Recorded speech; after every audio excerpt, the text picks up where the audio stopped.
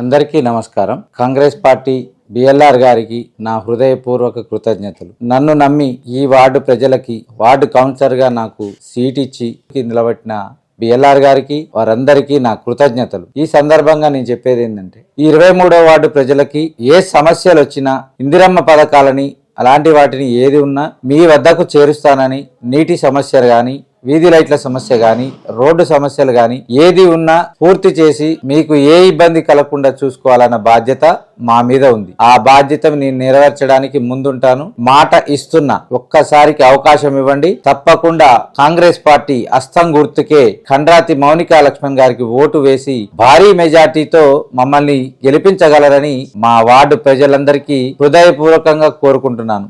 ఈసారి కాంగ్రెస్ పార్టీ అస్తం గుర్తుకి తప్పకుండా మీకు సంబంధించిన సంబంధికులకు అందరికీ చెప్పి భారీ మెజార్టీతో మమ్మల్ని గెలిపించగలరని మిమ్మల్ని అందరినీ ప్రాధేయపడుతున్నాం. జై కాంగ్రెస్, జై జై కాంగ్రెస్.